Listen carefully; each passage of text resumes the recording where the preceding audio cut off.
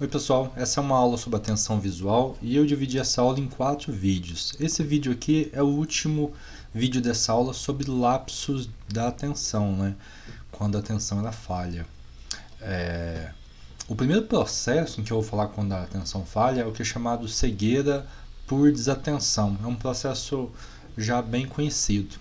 Ele diz respeito a gente não ser capaz de perceber conscientemente estímulos que eles são claramente visíveis. Então você tem o seu espaço visual, você tem estímulos lá e pode ter algum estímulo claramente visível e você não se dá conta disso, mesmo tendo o seu sistema visual totalmente preservado. Então é uma questão puramente atencional.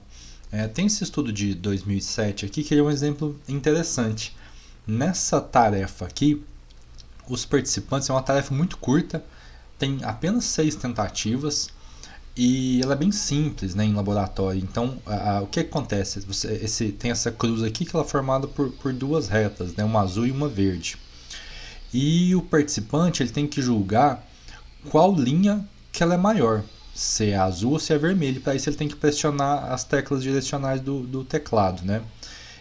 Então, como a diferença entre as duas retas ela é bem pequenininha, então acaba que a gente tem que prestar atenção, né? Então, os participantes eles fazem na tarefa de 1 a 5, né, esse tipo de discriminação. Aí na sexta tentativa, né, eles têm 5 provas, aí na sexta prova, né, no sexto julgamento que eles têm que fazer, aparece aqui no campo visual um estímulo que não está relacionado à tarefa, mas que ele é claramente visível.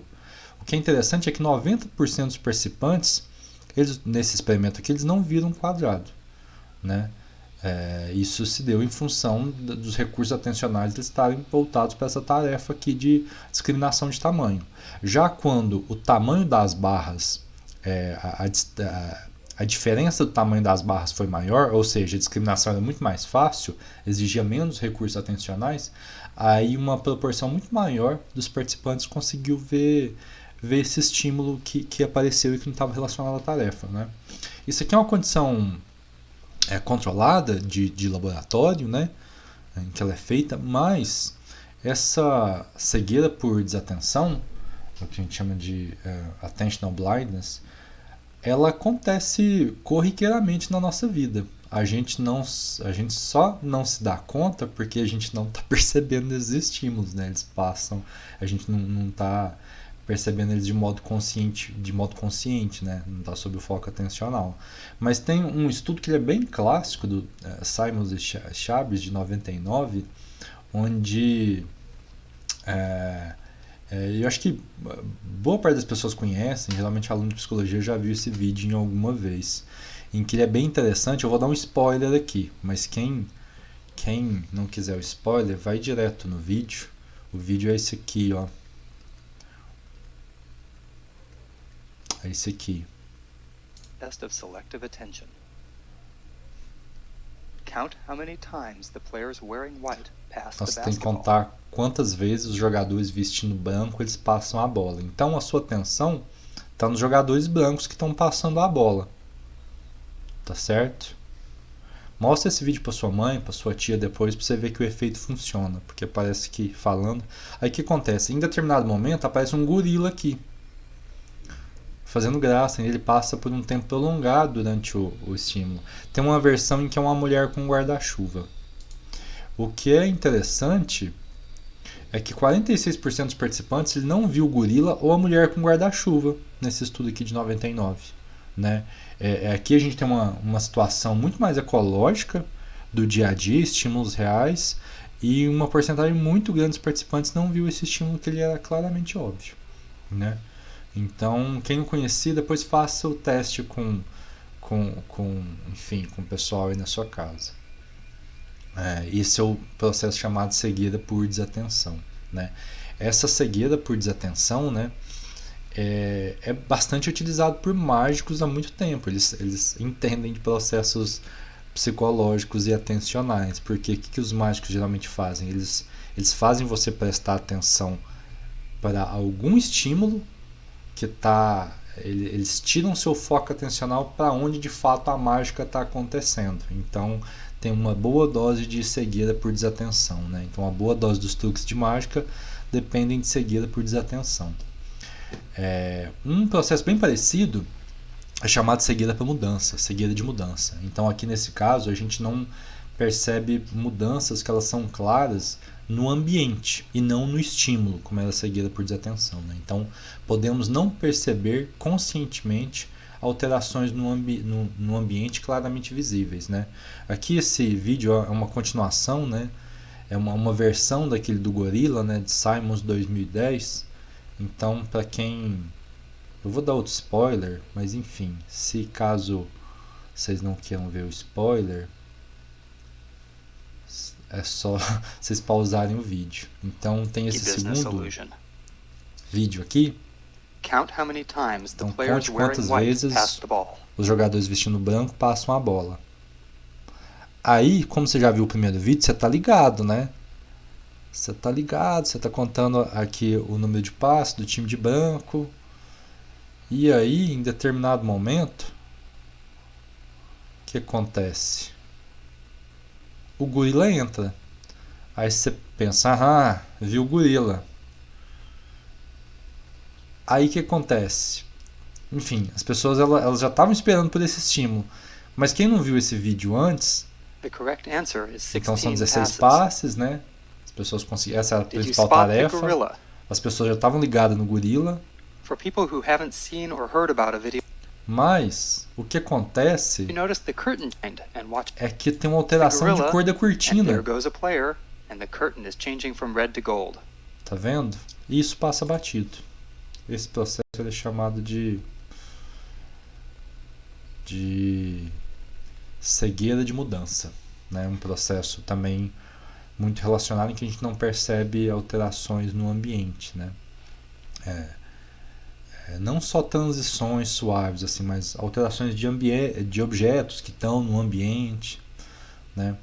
Esse processo, né, cegueira de mudança, ele é encontrado em filmes, às vezes em erros de filmagem, onde às vezes tem diferenças no setting, né? E isso é chamado de erros de continuidade. Então a cegueira de mudança é um fenômeno que ocorre nos chamados erros de continuidade que são encontrados nos filmes. Então tá filmando uma cena, aí entre um corte e outro tem alguma diferença no cenário que ninguém viu, então no vestuário. Tem... Quem quiser ver também, eu não vou passar o vídeo completo, mas tem vários vídeos que vão mostrar esses erros de continuidade, que é cegueira mudanças, né? Então quem quiser buscar, né, Top 10 Biggest Continuity Errors em filmes, né? Então você consegue ver Comando de 85, form of negative judgment on these films. Magic? One of Abysmal's henchmen produces some win for biggest continuity error goes to this. Então bastante coisa nesses includes a, shall we say, clear. Então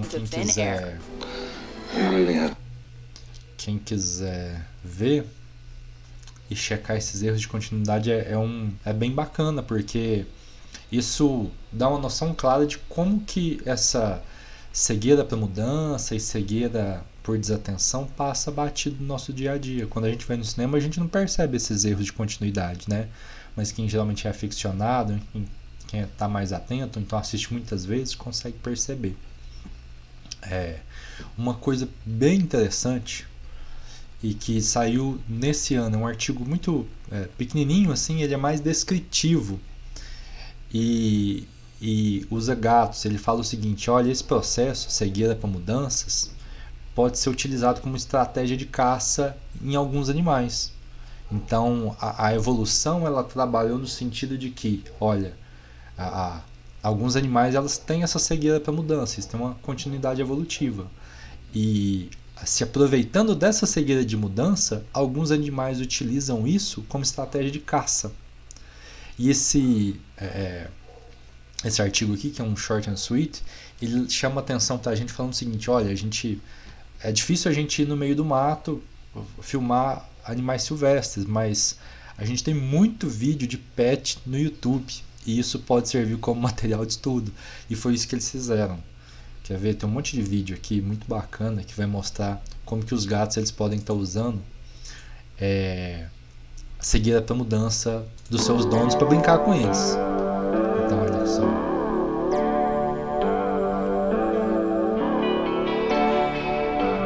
Você tem cortes na cena visual em que parece que tá tudo estático, nada muda. Mas isso o gatinho está usando como uma estratégia para brincar, né? Que brincadeira e caça, os nossos gatos domésticos estão ali muito juntos. Essa foi a Lina, o gato ninja. Tem outro. Nesse artigo tem indicação de 6 vídeos. Eu vou passar 3 aqui, rapidinho. Esse aqui é legal, que não mostra os cortes da cena. Mas tá vendo? Quando o objeto, que na verdade a presa se esconde, o gato ele avança e depois ele congela. É como se fosse ele estivesse provocando uma cegueira para mudança, para brincar e atacar. Isso não acontece só com gatos, né, e tal. A gente tem um vídeo na internet com um husky bem interessante, querendo comer. Olha lá.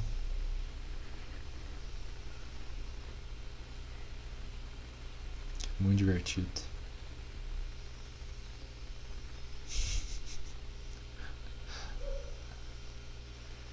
Eu fiz em casa com meus gatos, deu certo.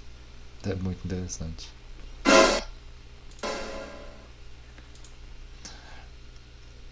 Então isso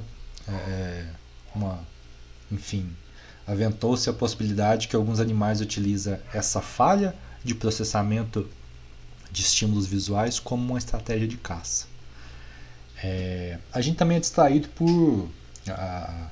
A gente sofre distração de estímulos que são irrelevantes, né? Então a gente pode chamar um estímulo irrelevante para a tarefa. Então estímulos não atendidos que podem desviar ou dividir recursos atencionais da tarefa que estamos fazendo. Então às vezes a gente está fazendo alguma coisa e vem alguma notificação do celular, ou então um pop-up, ou então uma notificação do próprio computador. Isso desvia nossa atenção para aquilo que a gente está fazendo e pode inclusive atrapalhar a gente. Quando a gente está no trânsito também, às vezes algum outdoor pode desviar a nossa atenção. Então esses estímulos, né, irrelevantes para a tarefa podem demandar recursos atencionais que diminuem o nosso desempenho nas tarefas que são de fato relevantes, né? Isso foi estudado pela Nili Lavie, que foi orientando da Anne Treisman, que a gente mostrou no vídeo passado. Então a Lavie, uma sequência de estudos, ela mostrou o seguinte: olha, quando a gente tem uma tarefa fácil, que ela exige poucos recursos cognitivos, esses estímulos distratores, né, esses estímulos irrelevantes para tarefas, eles vão diminuir a nossa performance. Já quando a gente está numa tarefa muito difícil, que está demandando muito do ponto de vista cognitivo, esses estímulos irrelevantes para a tarefa, eles vão ter pouco ou então nenhum efeito. E eu vou exemplificar por meio de um estudo de 2008 como que ela utiliza esses paradigmas. Então, nesse estudo aqui de 2008, o que acontecia? Tinha um conjunto de estímulos, tá certo? Que era apresentado, e aí a pessoa ela tinha que encontrar, né? Ela tinha 2 estímulos alvos, X e N. Então você tinha um conjunto de letras aqui, que eram os estímulos. Se aparecesse X, a pessoa tinha que pressionar 0. Se aparecesse N, tinha que pressionar 2. Tá? Aí tinha uma condição da tarefa que isso era muito fácil. Então você tinha todos os estímulos eram Os, né? Aí eventualmente aparecia N ou X e a pessoa respondia, pressionando 0 ou 2. Né? E nesse tipo de tarefa aqui, com uma carga cognitiva baixa, né? O tempo de resposta era baixo. Era mais baixo comparado a uma situação onde a carga cognitiva era maior, né? A demanda cognitiva era maior. Aqui, o participante ainda tinha que encontrar X e N, mas os estímulos distratores eles eram todos diferentes. Isso resulta no quê? Num tempo de processamento maior, que vai ser refletido pelo tempo de resposta. Né? Então, aqui a gente vê o efeito aqui da tarefa fácil e da tarefa difícil. Mas aí, isso aqui é tudo como se fosse uma situação controle. Aí nessa tarefa aqui de busca visual, eles colocam um estímulo distrator. E esse estímulo distrator aqui é o quê? É um desenho. Tá? Aqui tem um cachorrinho. E aqui a tarefa continua sendo a mesma. Ó, encontrar os estímulos A, X ou N, numa situação mais fácil, ou então numa situação mais difícil.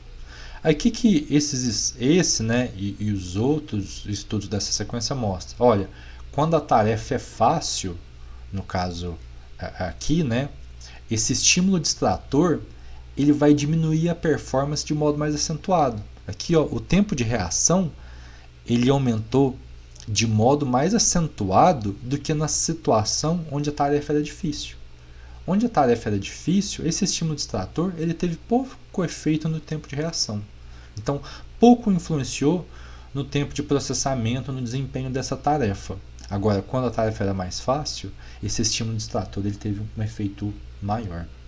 A gente pode perceber isso, por exemplo, sei lá, quando a gente está fazendo alguma coisa bem facinho, uma coisa corriqueira, assim, e a gente é distraído muito facilmente. Agora, quando a gente está, por exemplo, fazendo, sei lá, uma prova, ou então alguma coisa muito difícil, parece que a gente fica absorto e processa só aquilo, né? Porque isso está muito relacionado a esses achados aqui, ó. Quando a gente está engajado numa tarefa de alta carga cognitiva, esses estímulos distratores, que eles são irrelevantes para a tarefa, eles vão ter pouco efeito para atrapalhar a gente, né?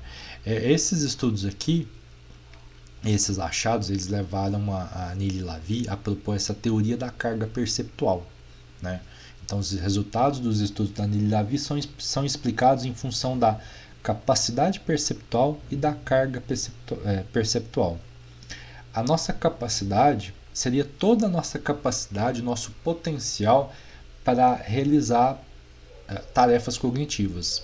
E a carga perceptual em si é de toda essa potencialidade, de tudo aquilo que a gente é capaz de fazer, o que de fato a gente está usando naquele momento, né? Então a gente pode pensar aqui numa situação onde a gente tem a mesma capacidade perceptual, mas a gente tem uma tarefa que está demandando poucos recursos, a gente tem uma pouca carga perceptual, e aqui uma tarefa que está demandando altos recursos, né, uma alta carga. Então a gente pode associar essa situação aqui a essa tarefa, que ela é mais fácil, né? E a gente pode associar essa ilustração aqui com essa tarefa aqui, que ela é mais difícil, né? Então, a carga perceptual ela vai sofrer influência da dificuldade da própria tarefa e do treino também. Quanto mais as pessoas treinam, menos se carrega o sistema cognitivo, né? Essa carga ela tende a diminuir, né? E a gente tem uma relação com tarefas difíceis e fáceis, que é o seguinte, ó, durante uma tarefa, quanto menor a capacidade perceptual restante, né, aquilo que está restando, menor a chance do indivíduo ele ser distraído por um estímulo irrelevante para a tarefa. E de modo contrário e complementar, durante uma tarefa, quanto maior a capacidade perceptual restante, maior a chance do indivíduo ser distraído, né? Então, em tarefas fáceis, é fácil um estímulo distrator chamar nossa atenção. Agora, quando todos os nossos recursos atencionais eles estão sendo utilizados, aí fica muito mais difícil. Até então a gente estava falando de atenção e dando muito ênfase em aspectos de uma atenção espacial, né? Então, onde estímulos distratores estavam no espaço. Aqui a gente vai falar de distratores que eles acontecem em uma diferença temporal, né? Então, isso diz qual que é a nossa resolução temporal relacionada a aspectos atencionais. Vamos pensar o seguinte, aqui a gente tem uma sequência seriada de estímulos que são apresentados rapidamente, que são letras, né? Então, vamos pensar o seguinte, a gente tem... como se fosse não, é isso aqui. Então, você tem uma tentativa em que você tem uma sequência de muitas letras sendo apresentadas em que a gente tem que prestar atenção nessas letras, né? Esses estímulos eles são sucessivos ao longo do tempo. Aí quando a gente tem uma tarefa, por exemplo, sua tarefa é encontrar o X. Toda vez que você vê o X, você tem que responder. a gente é muito bom nisso. Então, quando você coloca essas sequências em tempos de apresentação até muito rápido, 100, menos de 100 milissegundos, a gente é capaz de codificar e perceber o X. Tá?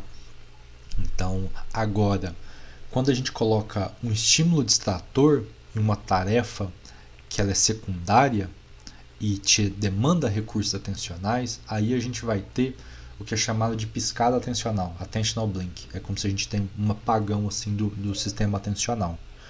E como que isso é testado nesse paradigma aqui? Então, você teria um primeiro estímulo, que é um estímulo de toda essa série, é um estímulo branco, que ele aparece.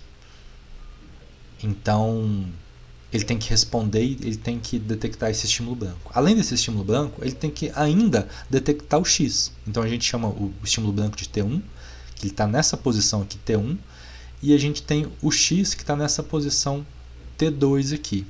Né? E o que acontece? Quando o participante ele consegue detectar, ele consegue reconhecer esse estímulo, esse primeiro estímulo aqui branco, isso dificulta o reconhecimento do segundo estímulo, né, que é o X. Em especial, se esse intervalo de tempo aqui ele for por volta de 200 a 300 milissegundos. A gente consegue ver aqui nesse gráfico aqui, ó, a posição serial relativa a T2 em relação a milissegundos. Né? Então, quando que o X aparece depois de T1 em milissegundos? E aqui a gente tem a porcentagem de respostas corretas do X, do T2. Então, a gente vê aqui, ó, quando só tem uma tarefa, só reconhecer o X. Então, o desempenho é muito alto. Agora, quando você tem uma tarefa secundária, reconhecer a letra branca e depois detectar o X, aí você tem uma queda de rendimento, principalmente quando a distância, essa distância temporal entre o primeiro e o segundo estímulo, ele aqui é por volta de 200 a 300 milissegundos. Então é como se fosse uma piscada atencional, que a gente não responde, do ponto de vista atencional, a estímulos que aparecem nessa janela temporal. E é isso, com isso a gente termina essa aula de atenção visual. Eu deixo um roteiro de perguntas aqui, deixo as principais referências que eu utilizei, deixo o material complementar também, que meu aluno consegue baixar o slide. Tá tudo no Aprender, da UNB, e tem o site de divulgação científica do meu grupo de pesquisa, eupercebo.unb.br, que também tem material. É isso, gente. Obrigado e até a próxima.